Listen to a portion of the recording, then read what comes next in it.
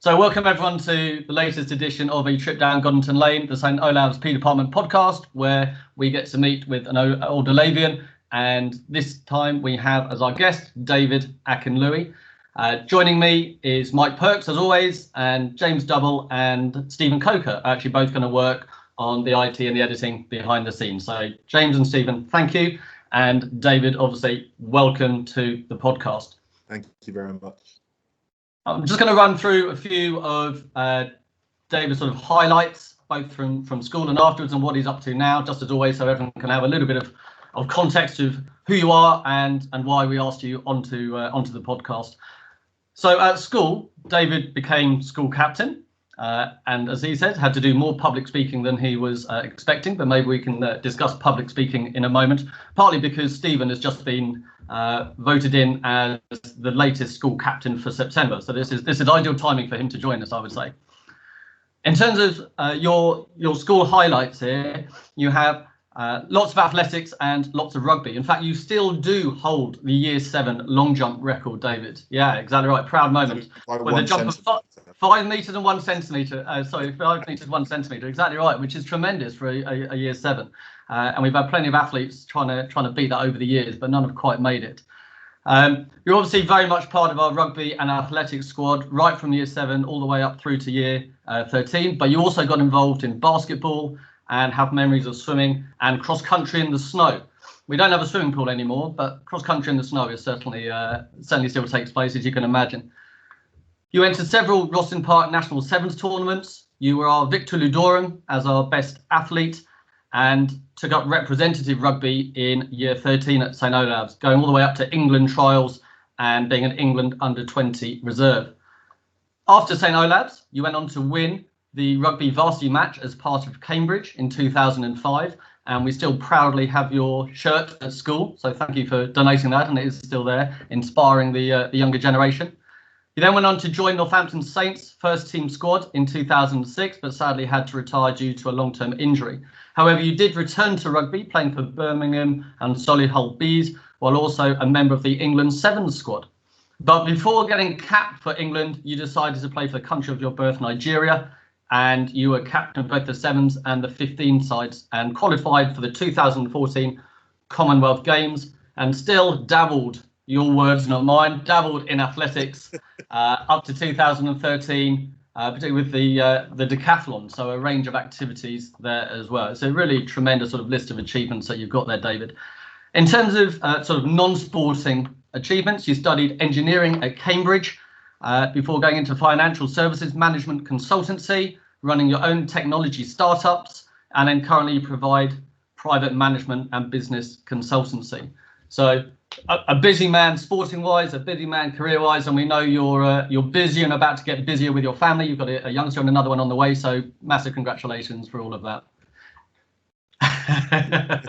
As you said, we've got a 2 or 3 week window to get it in before life goes absolutely crazy. So we're really grateful to you giving up this evening to be with us, David. So thanks very much. Thank you.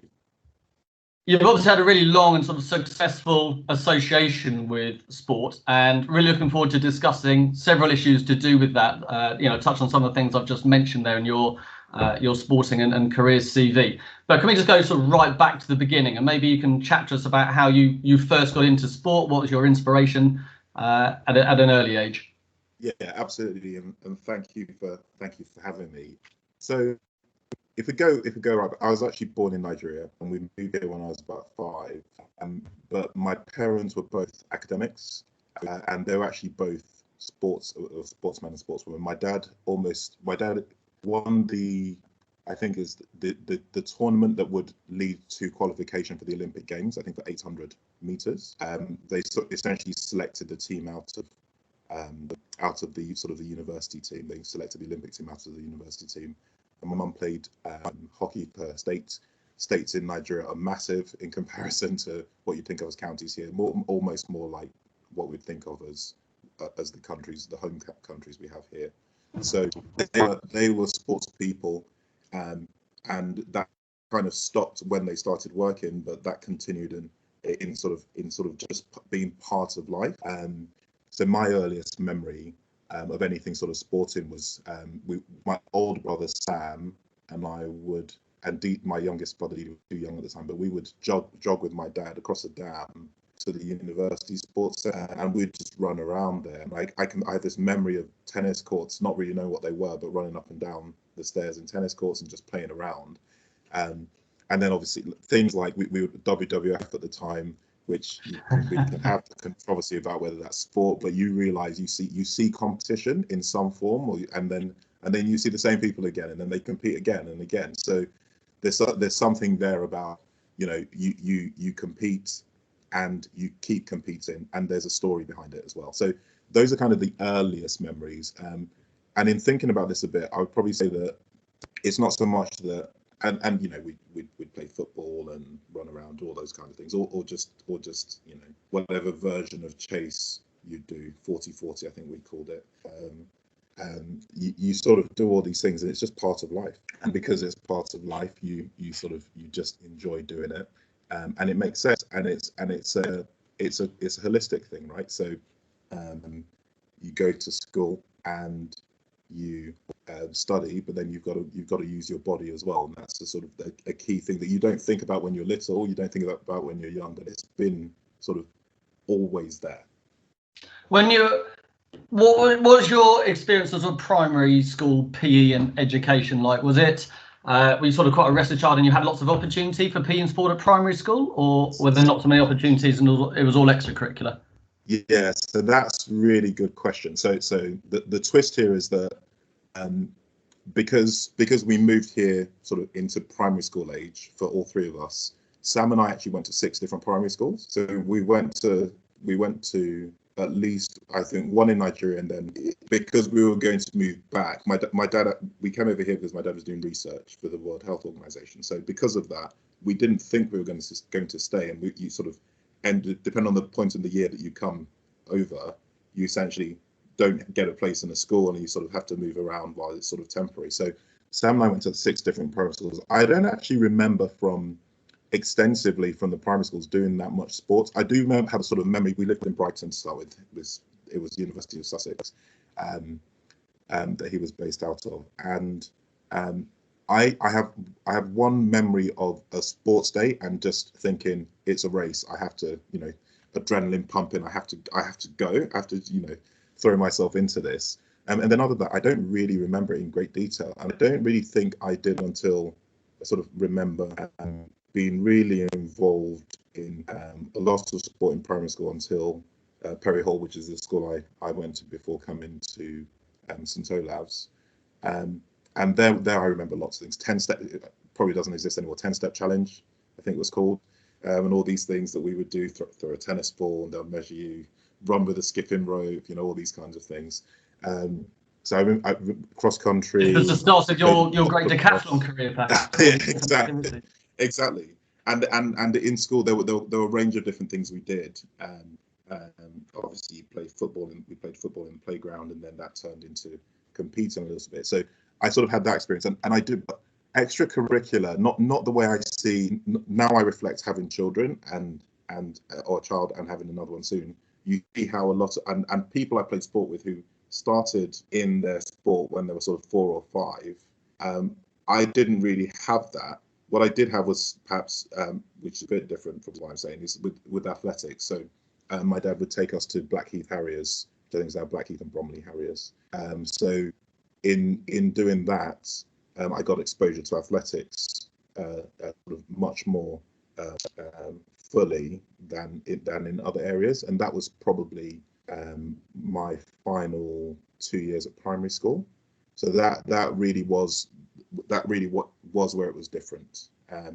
Whereas I think now I sort of see a lot of people with children and taking their children to these kinds of things as extracurriculars all the way through, and it's just a function of life for us at the time and how things are structured, with parents' work and school and the timings of everything, and actually church as well. My parents being involved in the church as well when we were very young meant that there was sort of we weren't going to play football on a Sunday morning kind of thing. So that's the reality of that. Your parents' lives shape that kind of access, but we'd still watch it, would still participate, in all the things as fully as we could when we did, and we just didn't see it any differently. Do you think that athletics base that you had, looking back on it now, actually really helped you develop in your other sports, or do you think you would have developed to be as good as you did even if you hadn't done all that athletics? So that is another good question. So when I came to St Olave's, I think in the first year, I actually ended up going. I think it was the first year. I ended up going on an athletics trip to Gateshead. I think we'd qualified for. I think it was a sort of field, a track and like a field events, field events and relays. Yeah. And I ended up going basically straight into year 7. I think it was the first term. So I kind of had this experience of being like, I don't know any of these people. I know a couple of faces from Blackheath Harriers, and I'm sort of going on a school trip with all these older boys to go and compete in some place really far away, and no one else is coming. So I kind of had that experience. But for me, so I really liked playing football. I had no interest in playing rugby, and athletics was, even though we did athletics at school, athletics was actually much more with Blackheath Harriers. It was much more just a thing I did there. And then when summer rolled around, I'll just do some. We just had to. It was just PE, going to these athletics meets, so to speak. So actually, I didn't feel like it transferred in terms of some of the things I think of now, in terms of the discipline, in terms of the resilience, in terms of the understanding of how to improve and coach and challenge myself. What it did mean is that I was just very fast, and that applied in rugby. Even though I had no interest in playing rugby at the time, I had no interest in tackling anyone. I was like, why do we have to do this? And it was later, probably as athletics sort of dipped for me, rugby started to become more significant and interesting. And some of the aspects of coaching that I really picked up from rugby over the years, I would say far superseded the sort of the trajectory I was on in athletics. So it was very useful, but it really, if I was to summarize it, natural ability is actually what carried through to rugby. And maybe some of the comfort with performing in front of lots of people came through that way. But I don't think that's something I would have lost out.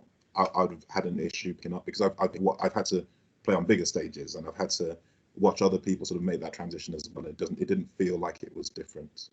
It's a nuanced one, I think. It's really interesting to hear you, David, that you sort of had no interest in rugby, didn't overly like it at the beginning and so on, given how spectacularly well you've done in it since. What do you think it was that sort of turned you onto it and made you think, actually, I'm really enjoying this? Because a lot of our students who come to St Olave's haven't ever played rugby before. They've maybe seen it at an international level on TV, perhaps, but year 7 rugby is totally different to international rugby. So you are speaking for a lot of people who'd have been on a similar journey to you, in as much as when they first came into year 7 and so on. So what was it that really made you think, I love this? This is really something I want to take a bit further.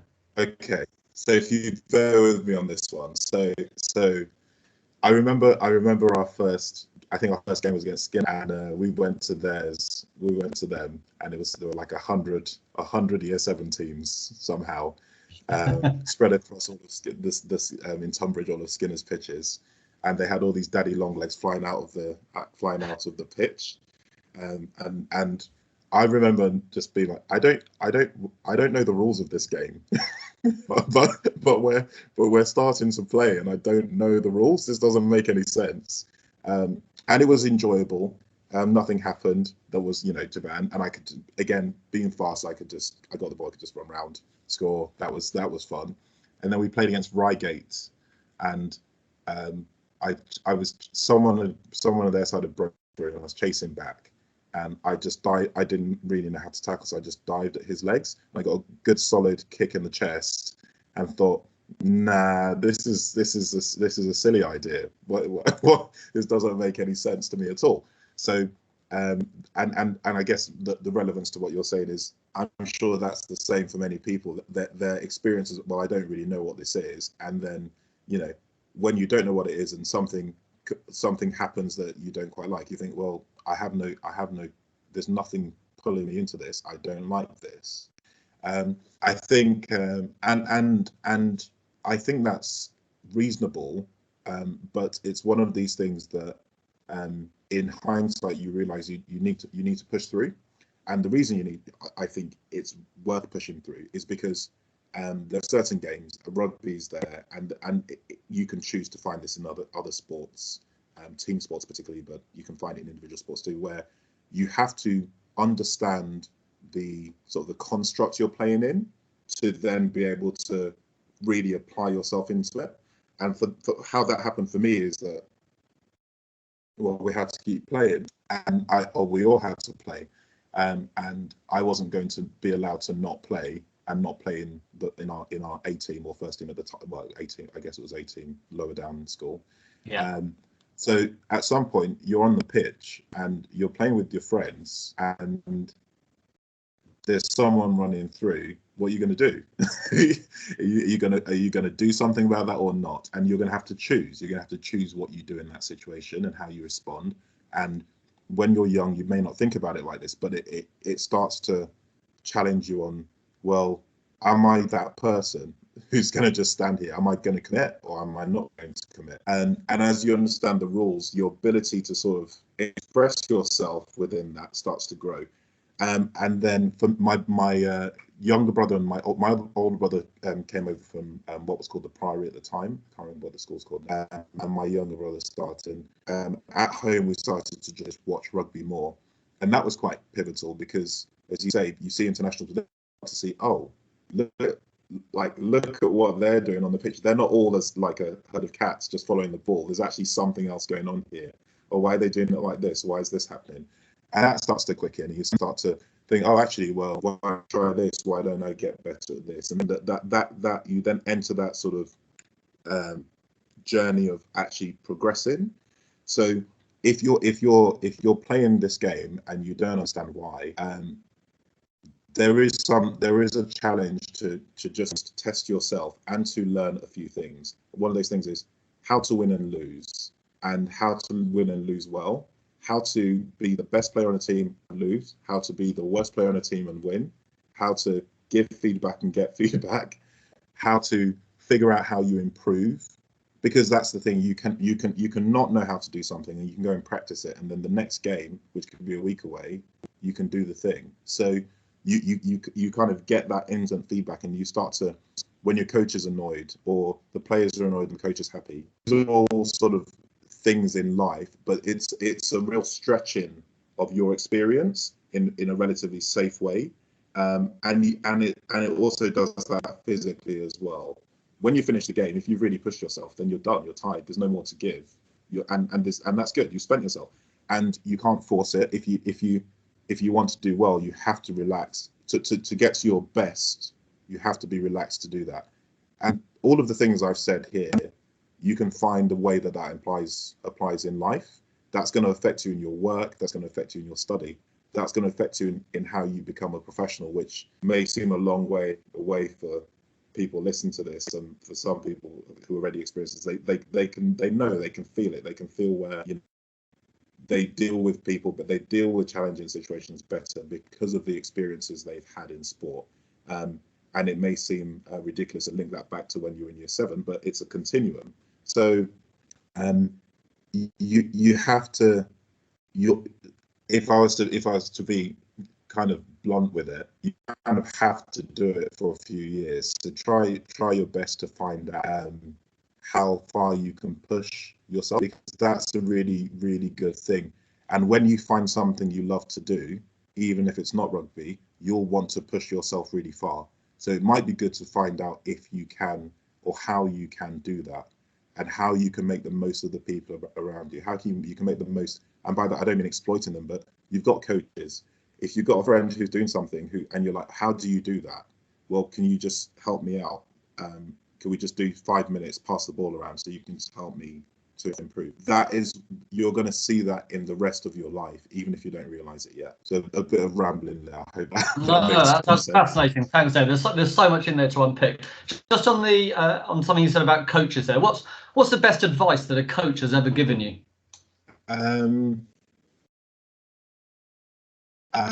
So I'd say there's a situation, and well, there's two situations, but in terms of what someone said, and it's relatively obvious, but so I haven't in a while because of life and family, but Margot Wells was coached her husband Alan Wells, and he won Olympic gold and silver, and she coaches. She does quite a lot of coaching, and I would go and sort of work, and she would coach me. And one of the things she sort of, it wasn't necessarily said in one piece, but I think we had a bit of a breakthrough. She'd helped me adjust something in just how I was running. And a lot of her stuff is, I look at it around enabling you to be aligned so that you can perform regularly and not get injured while you're improving. So it's a real sustainability type of sort of progression you go on with her, and I really appreciated it. But one of the things, we had this session where we'd sort of figured something out, and I felt I could go faster. And there's a few times in life when when you're little and you're running, and then someone goes, "Why don't you go faster?" And you run faster. Oh, I can do that. So I felt this feeling, and I went faster. And I pulled, and I kind of said to her, I pulled something. I thought I could go, and she said, "But why did you do that?" Well, so it's kind of like, well, because I could.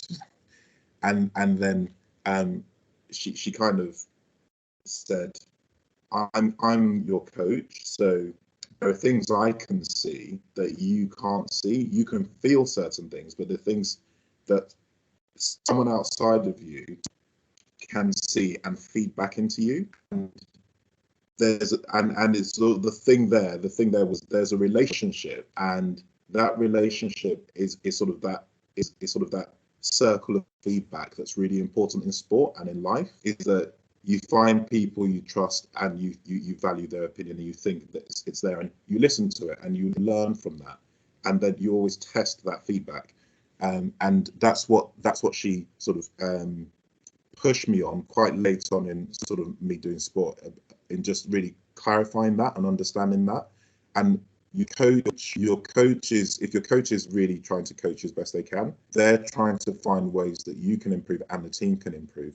And sometimes that's on you to ask for that, and sometimes they'll give you something and you can push into that. And that, I thought that was a really valuable way of sort of being humble and receiving and interacting with feedback to get better. So it's almost a good thing if you find a weakness, because there's someone there to help you to improve in that thing. So that was really sort of, that made a big difference to me. And the other thing I'd say that I thought was really important, a really big realization for me in terms of coaching. So the first, in year, I sort of didn't get into the sort of representational stuff when I was in year 11. I broke my leg on the day of the trials. So for me, that journey started the next year, 17, for the under 18s. But I got injured again, and then couldn't sort of go through that. So final year of school, I sort of finally get on that ladder, and I was at Kent rugby training, and we had it was an evening session, and in sort of that hour of the actual session after warming up and stuff, we'd worked through a scenario. The coach had adjusted us. We'd perfected this scenario, and were able to run it effectively. And that journey, that was sort of a different type of journey, where you take a unit of people and you make them, they're all talented, but you make them work together to produce more. It was a very different, when you watch international rugby, you kind of, it just flows, and the speed of the game is incredible compared to at school. And I can promise you, as you go through the levels, you sort of go, I don't know that I think fast enough for this. I don't know that my eyes are moving fast enough to see this, and you adapt to that. You sort of figure out those levels, and it's quite daunting to do that, and that's part of the humility of what sport gives you. But just that 1 hour showed me, there's the whole thing about taking people and people engaging and figuring out how to produce something that's greater than the sum of the parts. And that was a really, and coaches were key to that. can I give you one more actually? Please, please carry on. So another one. So Mike Friday was England coach, was Kenya coach, and is now the USA coach for sevens. But I used to play. There's the international level of sevens and there's international invitation. I used to play when I was playing. I used to play for a thing called the Whalers, and our main competition was Samurai and Whalers. Basically, have had lots of England players sort of pass through their ranks, but Samurai also have quite a lot of other players play for them.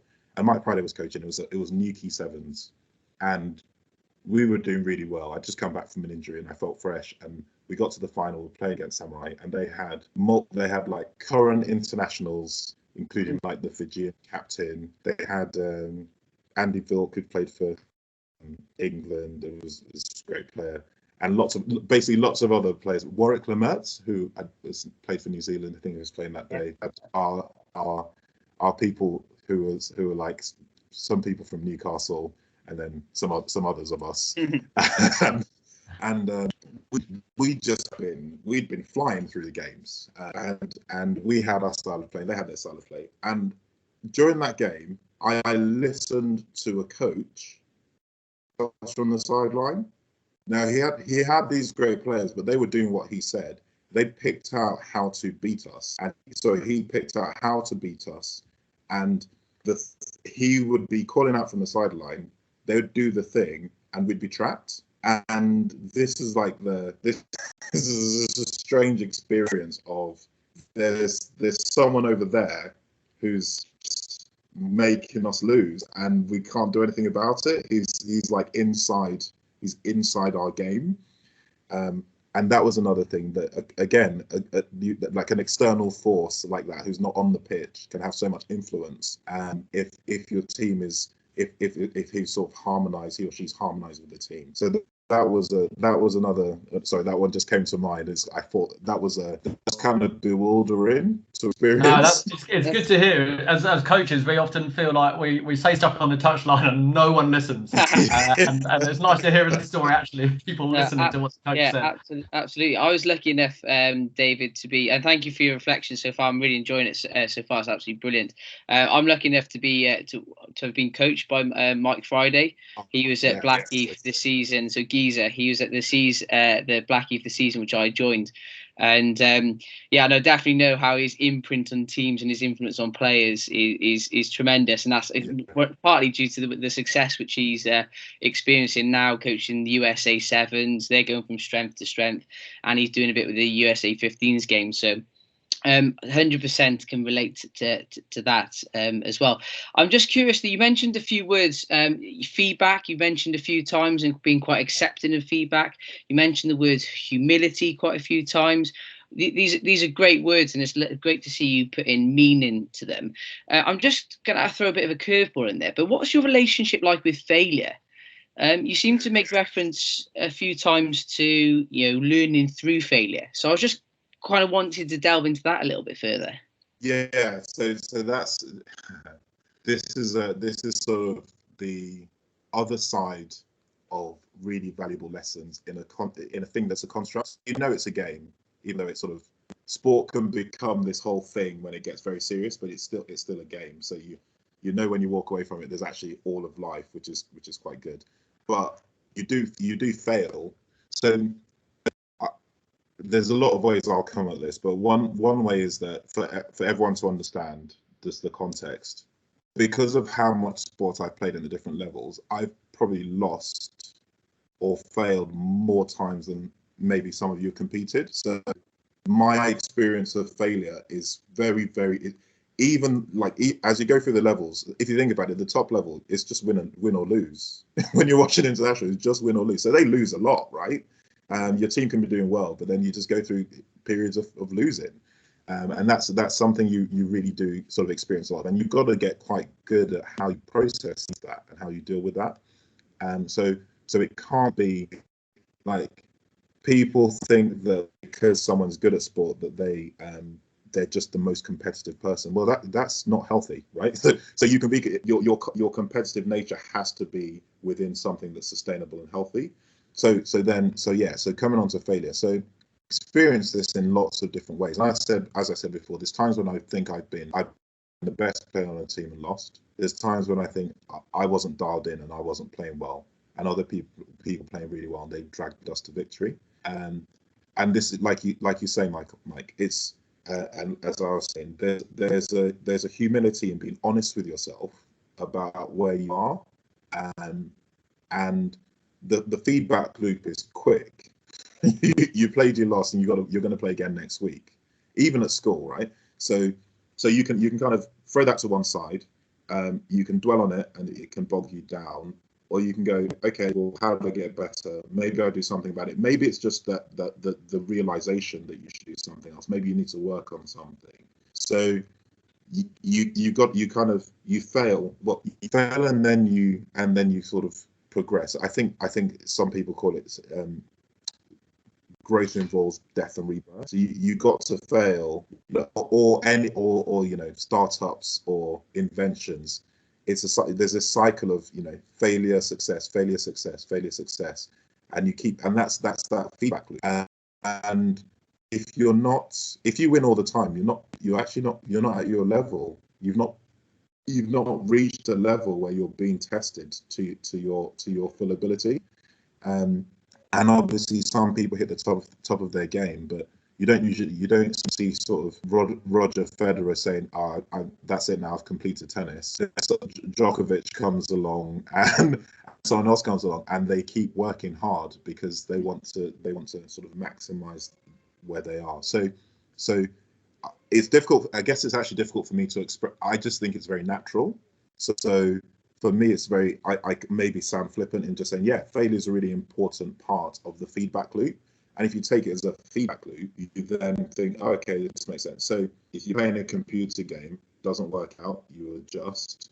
You don't go, you don't start crying about it unless it's, it's right at the end. And or if you're doing some questions, some practice, some questions or some homework, if you don't think it's right, you don't panic and go, woe is me. Like you go and figure out where you went wrong and you fix it.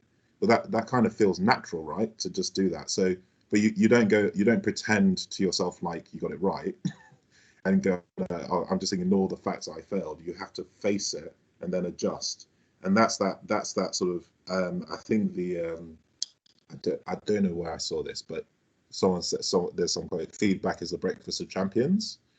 To keep going up, you can't, like that's it, and that's, so you have to accept that failure is part of it, be willing to reflect, humble enough to reflect on it, and then be I don't know what the right word is, be able to take it and then move forward from it. I hope that makes some sense. Yeah, absolutely, it's making perfect sense to me. And like a lot, what we focus on in the PE department is really talking about the journey, not about the destination, and the concept of fail early, fail regularly, and learn early and learn regularly, and continuing that almost that growth mindset, which I know we advocate quite a lot in school, especially in the PE department. But we find that quite a few of our pupils, I'm not sure whether I'm going to be talking out of turn here, but sometimes fear failure and get really worried about it, whether it's an IPM or it's a test or it's a piece of revision or it's a mock exam, or and they really fear kind of putting themselves out there in positions to fail.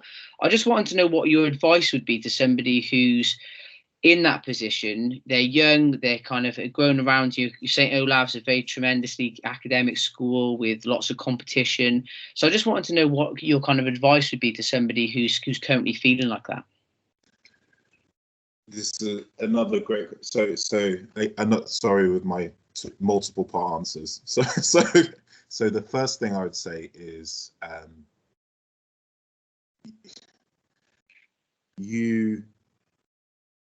actually, I'll leave that to second because it's the easy thing to say. The second thing I was going to say was that I was playing for Nigeria Sevens, and we were playing in the tournament, Nations tournament, and one of the players, Joe Mbu, maybe the greatest team talk speeches I've ever heard.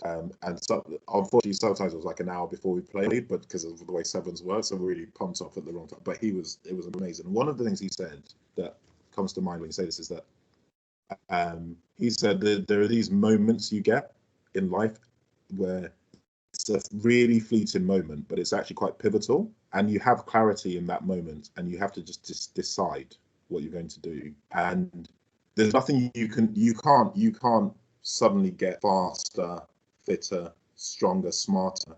That's just the moment. That's just the moment where you've got to choose what you're going to do and then commit to it. And the reason I bring that up is because I think it relates. When I reflect on it for myself, I can think of some moments where I think I should have made different decisions. And sometimes it's in games, sometimes it's in trials, but it's just, this is a broader life thing. Where to your point, Mike, where actually you've got to respect those moments. You've got to respect that. You've got to respect the decisions you made then and learn from them, because that's not only the best way forward, that's the only way forward. So there's a whole thing with fear in that, where you recognize your fear and where it held you back, and then again you have to have the honesty and therefore humility with yourself to say, well, that wasn't right. How do I improve on that? But at this, and just to be clear, I'm saying I experienced that, and I have to push through that too. And I'll give you an example, public speaking related in a second, but that's the challenge. The challenge is not that fear is not being afraid of something, or feeling fear is not the issue. The issue is the acts that you choose to do. You've got to choose what you're going to do with that, and that helps you to push through. And sometimes that might be a practice thing. I've been here before, so I'm not a fan of standing on stage, but I've had to do it a few times. I've had to do it loads at St. Olave's with get ready for it, Steve.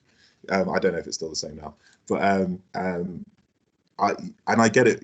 I get it before sport, where it's like I feel like I don't know. I've never been here before, and then I have to. Okay, no, I have been here before. I have done this before. I've done this 100 times. And actually, this is good energy. Let me take this in. Let me sort of push myself to that limit of what I can do. And I get that in work still, in different parts of work. But there's a familiarity there. There's that sort of competence. You're competent at something, so you can be confident, and you can push through that fear. So when you face that situation, you're more likely to sort of take the right action, what you would later think is the right action. So I think that's a really important part of trying to figure out what you do there. And that competence step is really important, right? So in an ideal world, failing to prepare is preparing to fail. Yeah. In an ideal world, you've prepared, so you know you can do it. And everyone who's listened to this would have done an exam or something where they prepared, and they're like, yeah, it's just flowed, just like we talk about international games just flowing. It just flowed. And everyone will also have not been prepared and be like, well, I've got a lot of time on my hands in this exam to sort of try and figure out what I'm doing and what I should have done and all this kind of stuff. And you feel that fear. So there's what you do in the moment, and there's what you do before that moment to prepare yourself for the fear. And that's probably the limit on my journey, that I understand those two things clearly, and I'm honest with myself when I haven't prepared properly. And I'm honest with myself when I shied away from them in that moment, whether the people knew or not. I know, and I accept that, and then I use that as part of that process of, okay, well, the world hasn't ended. I'll get better. This is still a construct. It's still a game. Yeah. So it sounds like you use almost sport as almost a metaphor for life, and how it has taught you. So all these things which you're talking about in terms of resilience, in terms of preparation, that you learned that almost from a young lad running around playing football, playing with your brothers, playing for the A team, rugby, athletics, and actually you've been there, done it before, and now you just need to apply it to life.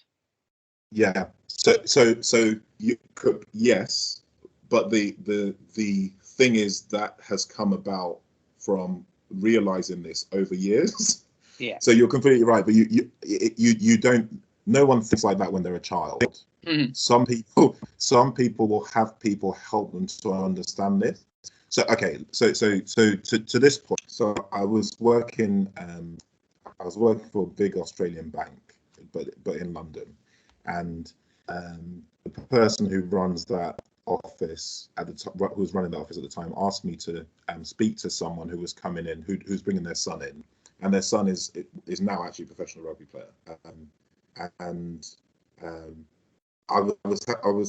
we were just talking about what he's doing and you know what he wants to do, and where he wasn't so confident about what his sort of academic skills looks like, and I just sort of I was, you know, that you realize something, and I just said to him, look, you're a professional, you're 17 and you are a professional in something.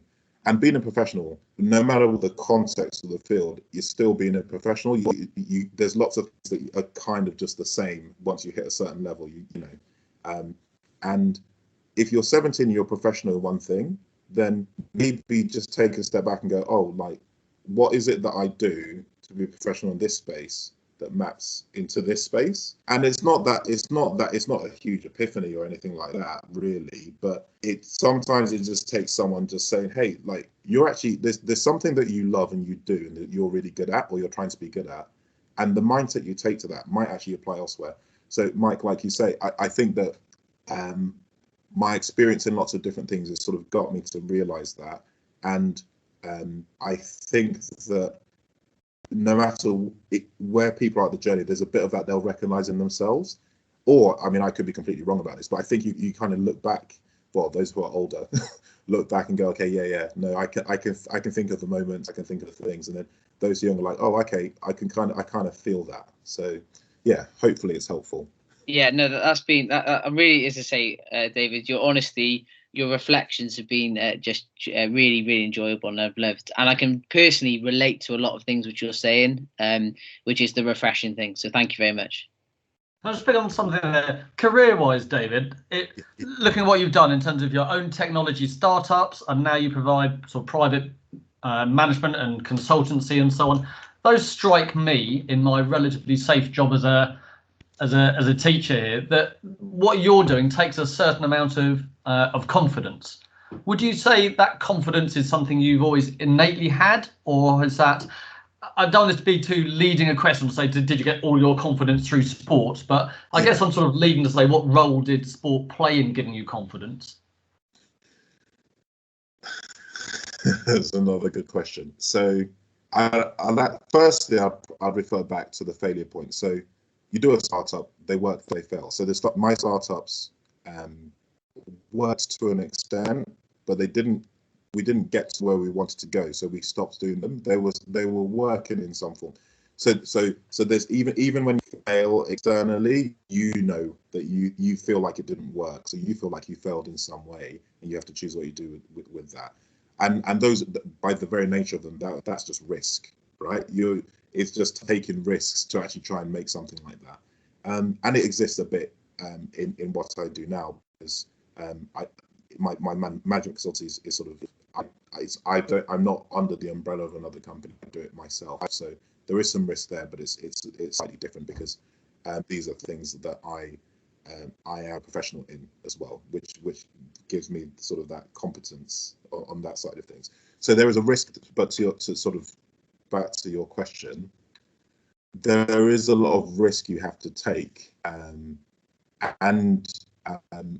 I think in the light of the way I'm answering these questions, I think that there's risk in what you do in sport, and you get to experience that. If you decide that you're going to try and chip the ball, drop the ball behind you, chip it over your head and catch it because that's the right move, and you don't execute that correctly, then you took a risk and it didn't work out. Or you try and throw that pass, and that moment where you're like, oh, should I throw this pass? It's like 25 meters and I'm running and someone's tackling me. It's the right thing to do, but I'm not sure. but then it will all go wrong. So like we'll all have felt that. I don't really feel that different from taking risks in other areas. It's just because that's the human part of it, right? So it's this is what I mean by there's a construct, but you still expressing yourself in that construct kind of how you would in real life. So the example I'd give is at university. So first year start of my second year, we had to build, if you do engineering, you have to do things like this. We had to build a robot, and we had to build a robot in a team, and we're split into teams. Just to go a bit deeper into this, a couple of people were doing sort of the programming, a couple of people doing the mechanical parts of it, and me and someone else do the electronics basically. And you're working together as a team, and you need to make these three components fit together and make this thing work. And someone wanted to be the leader, and there's that moment when you've done enough sport, or you've experienced this enough, you realize that you want the person who should be leader to be leader, not the person who wants to do it because it looks good, and is a great accolade. And when we hit without going into too many more details, when we hit hard time, this person started to shrink away from the team and was sort of distancing himself from it. And I remember sort of real visceral reaction, thinking, we're in this together and we need to make this work. It's not just finished because you don't like it anymore. We have to keep going, and we have to make the most of the thing that we have. And that also plays into how I support him as my teammate. So I can't just go in and go barreling in and say you're terrible, you're just giving up. How's that going to help him get back in the game? So we then had to sort of get him back in and do the best. And the ironic thing about this is I couldn't be there when we actually did the test, because I was playing rugby somewhere else. So I wasn't actually there for that bit, but we got it built basically. And that doesn't feel different, because at the end of the day, when you immerse yourself in the sport that you're doing, and it's a team sport, you've got to work with other people. That happens in life as well. Surprise, surprise. You end up working with other people in different teams, and from a rugby perspective, one of the good things about rugby is that you get sort of instantaneously formed teams. You find yourself your prop, and suddenly you're running along with the winger and the fullback. And if you're a good team, you're like, well, what's the most effective way we can defeat the two locks who are in front of us and make the most of our skill set? Or it's your pack, or it's your backs, or it's the whole team. So again, you may never have thought about it like this for those who are listening, but those what do you call them, different sort of scenarios are really useful, and they flash up and they're gone, but you've experienced them now, and actually maybe you'll be more deliberate about them, and maybe you'll be more deliberate about when you're working on a project of some sort with other people, or on your own, like just realizing what you're that is part of how you succeed. And the risk part is the risk. You recognize the risk you're taking, and you recognize you accept the consequence, you accept the likelihood, you accept the consequences, the impact, and you try and figure out a way to sort of healthily and sustainably deal with it if it doesn't work, and if it does work, and try and make sure that you do your best, even in with the potential of fear of failure as well. You still have to do your best in that thing to get to where you're going, and if it doesn't work, you're not going to be happy about that, but that's still part of the process. And I hope that makes some sense. Yeah, absolutely. No, it does. And I'm glad you sort of touched on university there, because I wanted to sort of, I think chronologically jump from when you were very young to sort of your current stuff, and now I'm going to work back a little bit, if that's okay. So sure. While you were at university, you were obviously part of various training camps with England and so on. I'm just wondering, it'd be, remiss of us not to take advantage of the fact that we've got someone here who's been in that sort of environment. Can you maybe just, for those of us, and for most of our listeners, will only ever experience, if you like, school changing rooms before and after a match, school training sessions and setups. What's the difference? What are the big differences between that sort of international level and school level? Are there big differences? Another good question. so there aren't many one markers, I'm afraid, David. There are. So yeah, exactly. So there aren't. So the answer is both. That's about it. So there are obvious differences, and they are obvious differences. It's when it's representative, it is representative. So what you do is then the record of the thing you're representing. And I've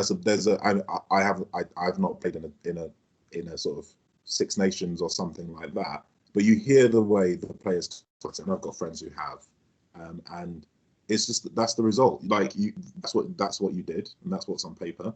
And there's at the top head, it's a business, right, as well. So it affects your selection, and it affects the coaches. It affects their job security. So that aspect of it doesn't necessarily apply at school.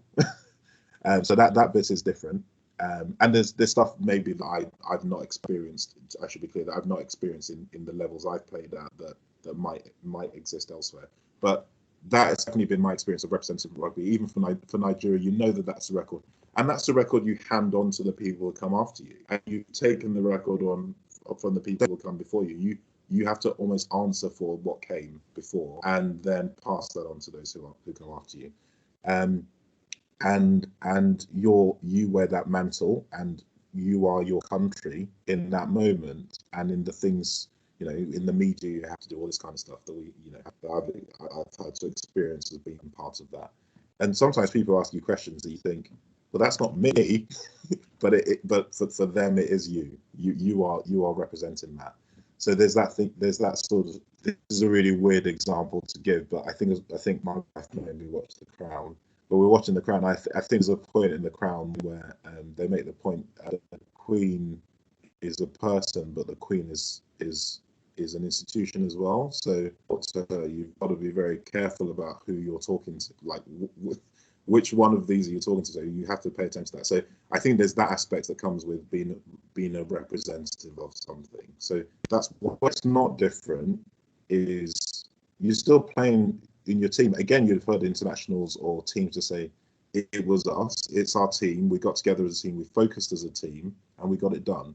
And we did this, we went through whatever trial we did and we got through. That isn't any different. Now, it might feel different because your team is still getting to that level. You're still learning how to play. You're still learning where the boundaries are of the game, at the limits of the game are, and also of your limits, and then also of your sort of team's limits. But that is still that's kind of the same. As I said before, what is different is that as you go up levels, the speed of the game changes. There are things you think. I played university, so I didn't play at all in my first year because I actually broke my ankle doing athletics in the summer I left St Olave's. So I didn't really. I played other sports, which is really good at university. I just did other things. I rode and did other things, and then I started playing in my second year, and I sort of had a patchy injury history, and then it was only in my final year that I sort of had a good run where I figured out how to sort of keep the particular from happening. But when I played, we played against Northampton, interestingly, and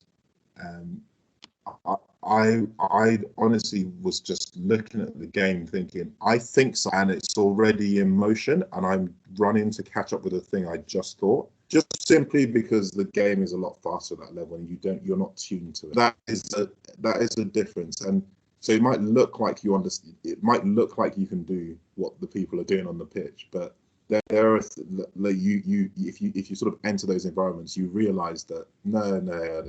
I have to level up either in my speed of processing or in my skill set to be able to do this. And you can, but it is very different. So there is a reason why. Sort of theory. So is there quite a lot of theory then to try and get you to understand what's going on, or is a lot of it done in practice out on the pitch, sort of running around? So I think a lot of that comes through. It's another good question. So I think a lot of it comes through the fact that you have to just pass through pass through that crucible. So you play in a game, you're like, that was fast, and then it starts to slow down. You ever hear about like, sort of NFL players talking about when they get to the NFL, it's really fast. It's faster than they've seen it, and then it starts to slow down. So I think there's even in team sport, there's an individual journey to cross those lines. You have to get yourself across those lines to some extent. Now, the ways in which that happens, like you say, I think is that sort of being in the crucible. You go back in there and then you experience it. But then if you're training at a certain level, you're also experiencing part of that too. So you're sort of brought through that. Then you learn how to train for that as well. Yeah, and I've seen that in sessions. I've seen that in training sessions where I've watched people training and thinking, I can't do that. I now see that there's a way that I can learn how to do that. Whether I did or not is an entirely separate question. But, was there? I'm curious to know, David. Was there a moment where you thought, "Bam, I'm here.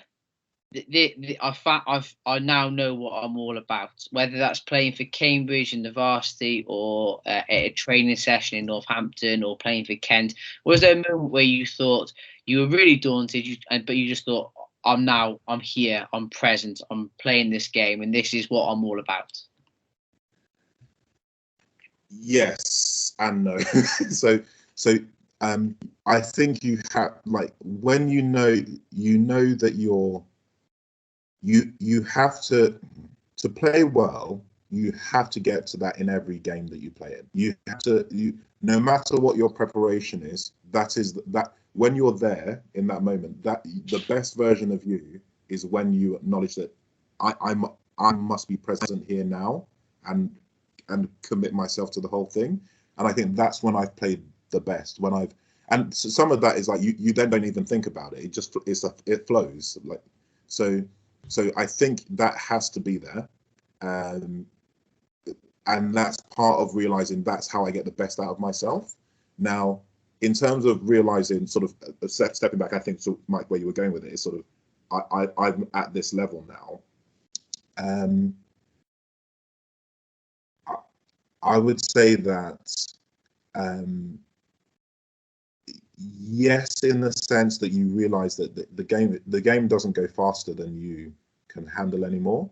I'm not sure I got far enough into being at the top of the game to be able to sort of honestly say, yes, I know that at that level. I obviously didn't play in it, like I say, in Six Nations, those types of internationals. So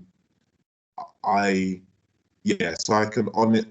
But my journey, as far as my journey has gone, after there was a period of time where I was able to say, I am able to play here. That's number one. I am able to play here, and then there were times when I said, and I physically, my preparedness is there as well.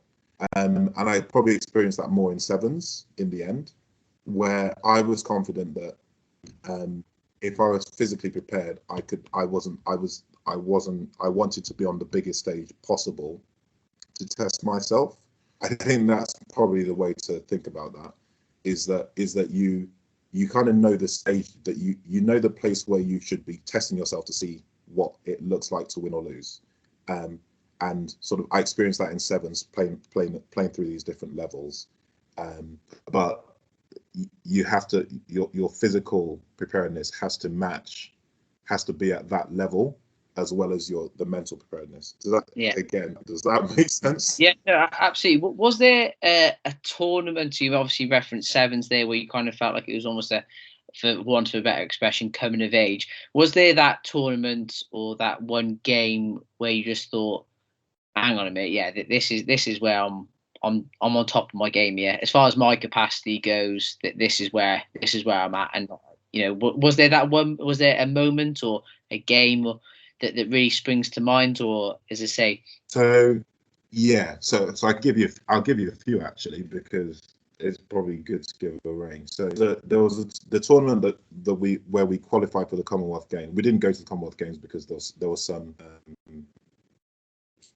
vague political issues within within the sort of the team that were sort of managing the whole Commonwealth Games thing. So we don't really know what happened there, but we qualified. And so this tournament was in Morocco, and I was physically in great shape, and the team was really good, and we made some mistakes, which meant that we didn't do as well as we thought we could have done, but we did well enough to qualify for the Commonwealth Games. And there was nothing in me that I was like, as long as I can play, there's no like doubt in my mind that I can put my best into this.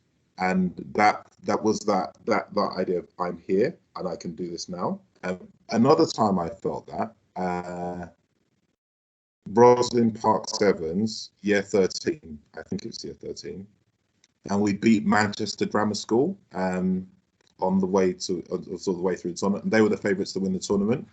And if you ask Mr. Archer, who was there, he didn't like the style that we played, because and now I look back, it was pretty stupid. We'd kick the ball away all the time in sevens, but they didn't know how to respond to this, but that was how we played, and we won that game, and that felt like we were just pouring ourselves into the way we play and not holding back.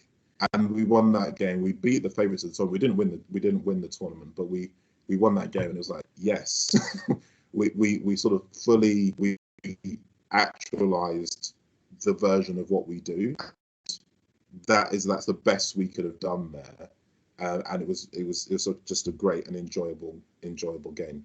I can give you one example where we lost. We played against Homerton basketball, and we weren't good at basketball. I wouldn't say we weren't like Homerton were. I think they were national champions, and for the first half we were staying close to them, and their coach had a massive go at them in those of you who know the sports hall, that you know the basketball court goes to the walls. I don't know if it's changed now, but still the same. It goes to the walls, and their coach was not happy, and he was screaming and shouting at them. They then dismantled us, like comically so, just beat us. But that first half, we played to the absolute limit of our ability. There was nothing left. There was nothing else that we could do. And that was fine, because that was the extent of what we actually got to what I think was our limits. So that was so I guess if I was to step back and try and make my answer make sense, I would say that there are different points where I've experienced that at different levels. And even when we've been bad, I think I've experienced that as well.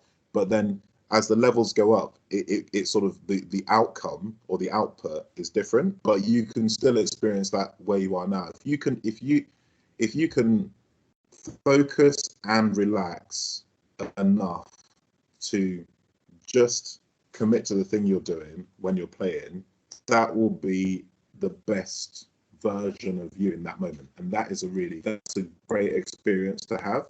And then you might go, that's the best I could do. And actually, there's a couple of places where if I just tweak that, I could be better. That's how you improve, and that's how you enjoy it. Brilliant. Thank you, David. David, you started to touch on your school days there, and I'm conscious of time. I'd like to sort of finish on just chatting about your school days at Olaf's then. So maybe while I'm sort of giving a bit of preemptive, that you can sort of think back to some stories that you might have. But maybe what my problem is, I know you're in a year group where there are lots of really great sportsmen. Who was the best sportsman, other than yourself, of course? Mm-hmm. Who was the best sportsman, would you say, in your year? You might want to name more than one, but just be interested to have the name. St. Olaf's we're talking about here. St. Olaf's back when you were at school. And it might not be because they were the best player, but maybe they were just so important to the team, perhaps.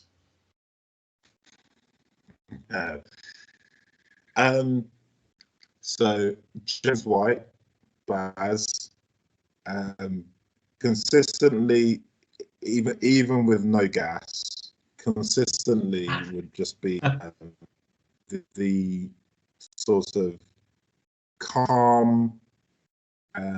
It's not even so much as an influence, but he was calm and collected and knew what he was doing, and gave sort of a rigidity, real backbone to what we were doing. Even when we were, even in year 7, all the way through, I think that was there, and that's something I have no idea if he thinks that's what he did, but I thought that. There were a couple of other people I thought were, let's say, Ben Shannon, really good footballer, but actually was really good rugby player, I thought. Adam Stainsby, one of the architects of our unconventional 7 style, would be the one who was often kicking it for us to chase. That's so that you guys would do all the running and he could just sort of stay back. And occasionally he would run too, yeah. A guy called Rob McCabe, and I don't like, underrated, didn't, it wasn't his thing, but he would just sometimes he'd do some things I'd be like, how is he getting away with that? How is that working? And these are people in my year. There's people in other years as well that we played with, but those are the guys that sort of come to mind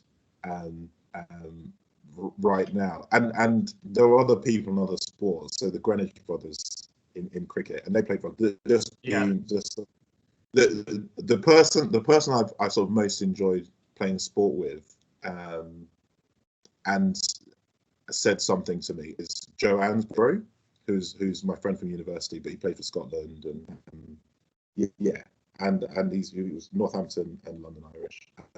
He said, "Be undeniable," and I think I was sort of I'm in an iron about 7th when I was trying to decide whether to play for England or Nigeria, and because I was the only, at the time when I was in the squad, I was the only person who was sort of had everyone else was full-time rugby.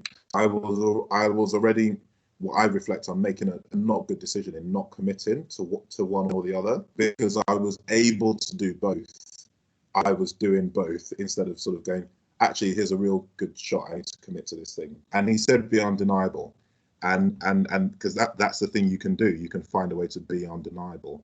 The reason I bring this up is I thought there's a way that the Greenwich brothers for cricket, they were just, at least for my eyes, someone who didn't really play cricket, I was like,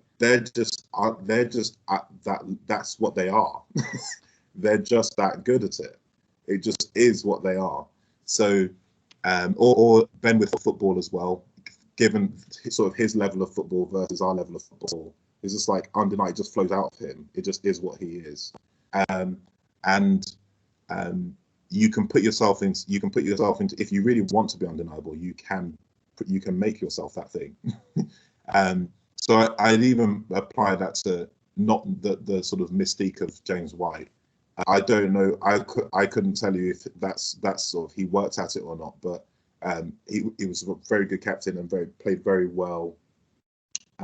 Seemed to be in the right place at the right time, which matters in rugby. Yeah. Thanks, David. What I love there is the clear sort of joy you have over sort of almost celebrating how good some of your mates were, and I think that sort of shows what it's all about in terms of that teamwork and so on that you'd mentioned earlier.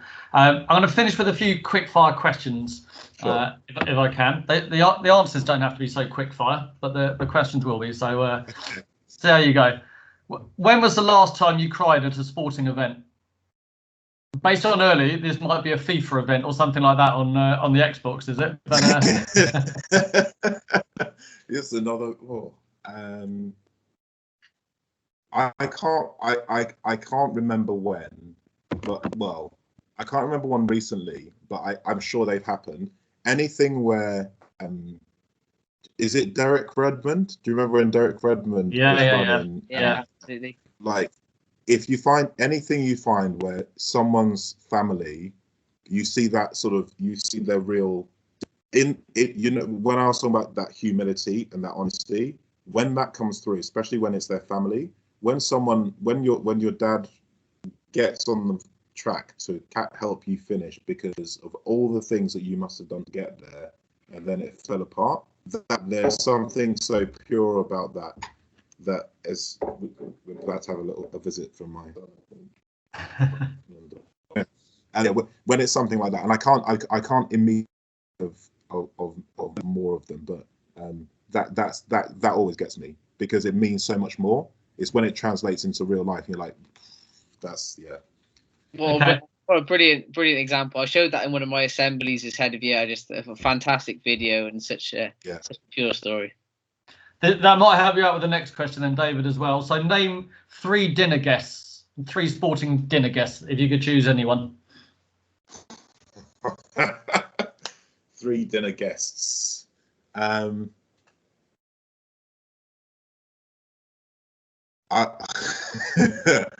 would want it to be hilarious, right? So I would have Mark. Well, I'm going to cheat and just go with rugby. This is a bit unfair. I'm going to have Mark Hopley. He's a really good friend of mine from Northampton. He's the academy manager. I'm going to have Steve Milo, another good friend of mine. He's now at Ospreys, but was at Northampton. And then I would have Phil Dowson, who's another good friend of mine, who finished at Northampton. Was, I think, his 3rd most caps Premiership player. If I was to go, if that would be for just like, that would be a great dinner. If I was to go broad and just go broadly across sport, and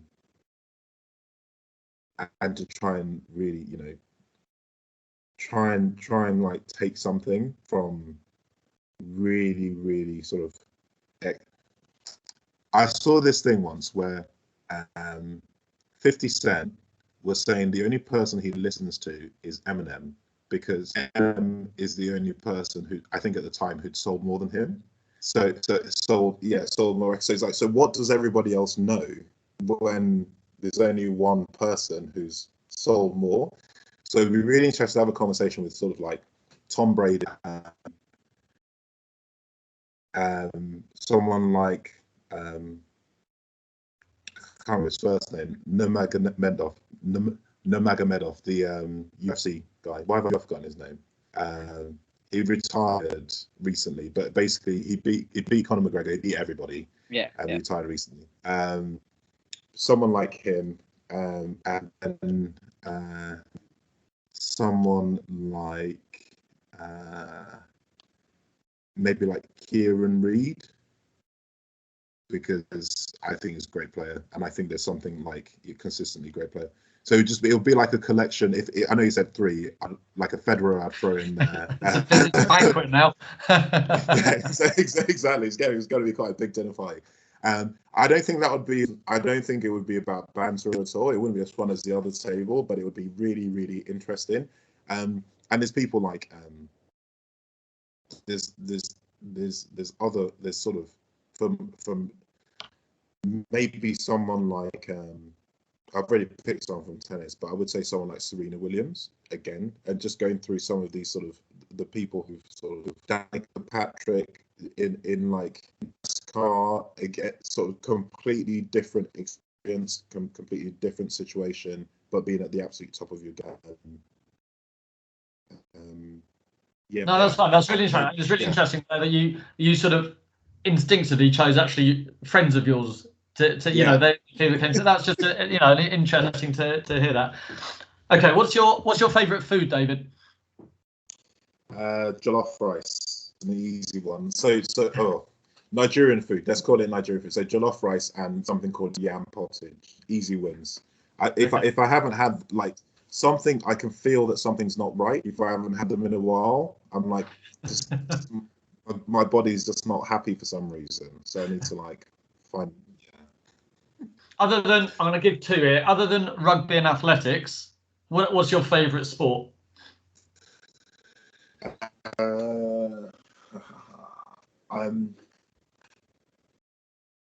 I really like watching the 10 to 15 minute highlights of NFL games, and I don't, and it's one of the, I don't know whether it's one of these things like if we hadn't have come to England, maybe we would have gone to America and maybe we'd have played. It's also something about the it's stop because it's stop start. They're more explosive, right? It's more each play is an entirely different thing, and also there's a whole thing about a game where the complexities of the line, I can't interpret what's going on, and you sometimes hear the commentators talking about it. I'm like, what did you see? How did? And then you sort of go, they do it in slow motion, like, oh yeah, like I see what happened. So I think there's something that intrigues me about that makes me sort of keep watching that. Yeah. Okay. Did you say two? No, that's fine. No, Oh, okay.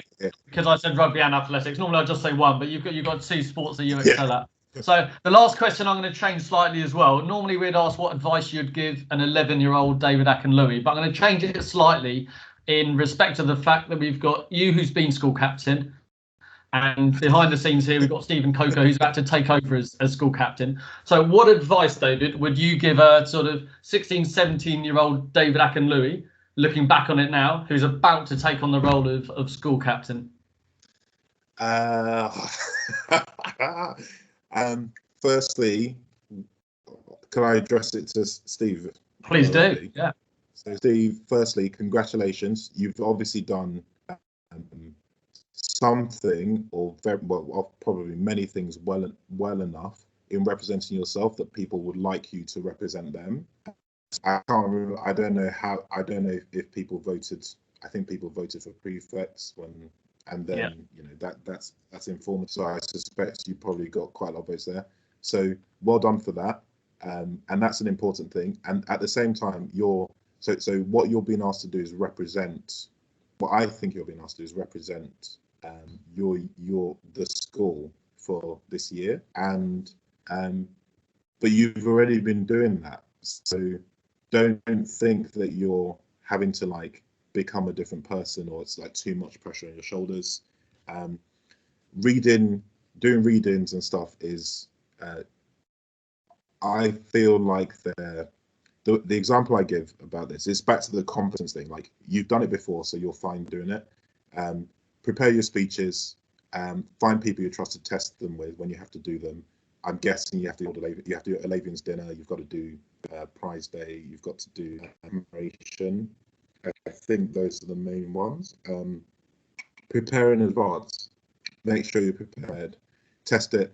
Try and be funny. But look, these things come and go, and you feel like it's the biggest thing, but at the time, at that moment, and it's like it feel like it's crowding in on all the other things that we talked about it in the last hour and a half. Just prepare yourself and get out there, because by the time you get to them, you'll have done it a million times. You've done today's reading is taken from. You'd have done the notices a million times. You'd have done all of those things. And those are the two bits. Is the public speaking that you have to do, and you can do it, and it will be a good lesson to you, because the dragon you think is going to eat you didn't eat you last time, isn't going to eat you this time. So like, the more you do it, the more you realize, oh, actually I do know how to do this, and you get used to yourself and how you're nervous, and well, I'm ready, so I just get into the flow. And then, like I say, like be humble about the fact that people would like to represent them, and remember that you have been doing it up to this point. And I hope that's helpful to you.